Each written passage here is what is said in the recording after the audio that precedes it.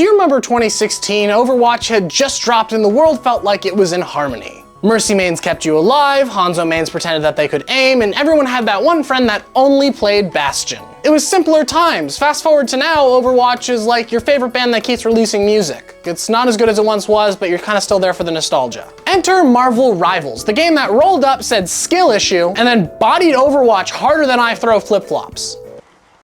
How does this thing work?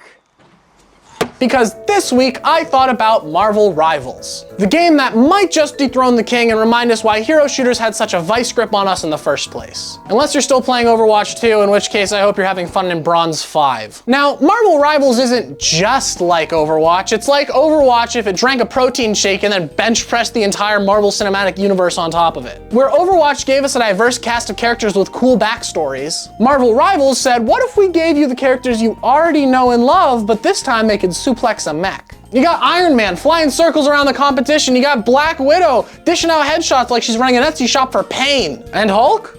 Well, Hulk smashes. He also blocks payloads, walls off entire corridors, and occasionally uses his ultimate to send enemies to the Shadow Realm. And the real MVP is Doctor Strange. I mean, my guy's turning the battlefield into a magic show where you're the disappearing act. His mechanics alone have me questioning if Marvel Rivals is just a Portal spinoff. And the game modes are everything we love from hero shooters, but with a Marvel twist. Instead of capture points, you're trying to hold a Stark reactor. Escort missions, you're pushing the Quinjet. It's like they took every Overwatch map and gave it Compound V, wrong franchise, but stick with me, and added just the right amount of comic book campiness. But what really seals the deal is the mayhem. Remember when Overwatch felt fresh because anything could happen? Well, Marvel Rivals said, hold my shawarma. One minute you're capturing a point, the next minute Spider-Man's swinging overhead, dropping one-liners like he's auditioning for an open mic night. All while Groot grows a barricade in front of the payload and a building dissolves. We really have the gaming equivalent of the "we saved the city" bottom text before GTA 6. And don't even get me started on the ultimates. I mean, Overwatch ultimates are iconic, hammer down and all that good stuff. But Marvel Rivals, oh buddy, Star-Lord doesn't just drop his ult, he drops his fucking mixtape. You think you're flanking his team, but the joke's on you. They're now grooving uncontrollably to ELO while your whole team is getting demolished. It's less of a battle and more of an impromptu dance party of destruction. And let's talk maps. Overwatch had some bangers like King's Row, but on the other side there's Wakanda. You're fighting in the shadow of a giant panther statue while vibranium mines glow all around you. It's like the dev said, let's make every map a blockbuster movie set. Overwatch maps are charming, sure, but the Marvel Rival maps are just an extension of an already massive cinematic universe. Let's also talk about the roster, because Marvel Rivals didn't just bring the heat, they brought the whole damn firehouse. You got heavy hitters like Hulk, Thor, and Captain America, who can solo an entire team if you're not careful, and then there's Spider-Man, the golden child, the fan favorite, the neighborhood heartbreaker. He swings in, flips around, and leaves you in awe. Just before reminding you that his skill ceiling is approximately as high as the exaggerated swagger of a New York businessman. I mean, don't get me wrong, Spidey's amazing. He's got incredible mobility, crazy web slinging combos, and the ability to lock down enemies like nobody's business. But when I try to play him,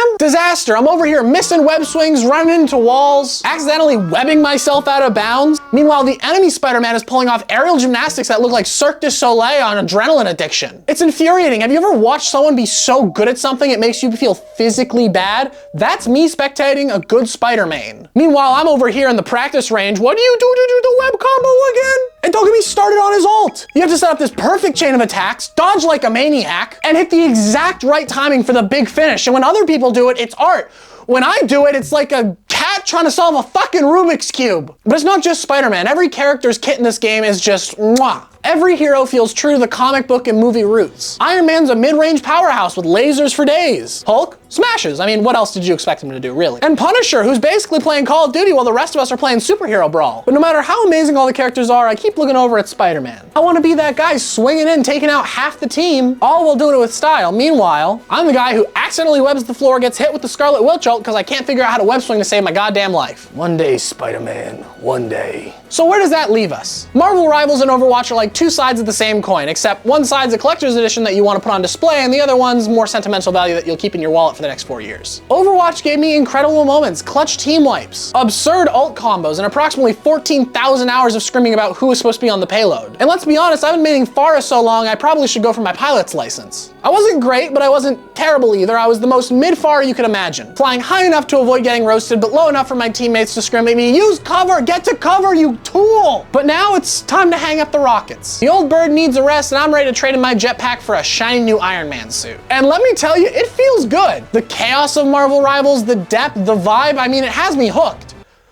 On a feeling. Plus, Iron Man doesn't require nearly as much mid-air positioning as Farah does, so I die way less, so progress. It's not just about the characters of the gameplay. It's about how Marvel Rivals feels like the future of competitive team play. It takes the lessons Overwatch taught us about teamwork, hero design, and absolute mayhem and turns it up to 11. So is Marvel Rivals the Overwatch killer? Maybe, maybe not, probably. But for me, it's the game I'll be dumping a couple hundred hours into over the next few months. Sorry, Farah, it's not you, it's me. And also Spider-Man, but let's not talk about that again. My name is Zen, aka ZenMiso. Thank you all for being here. Now, if you'll excuse me, I have an Iron Man suit to go break in.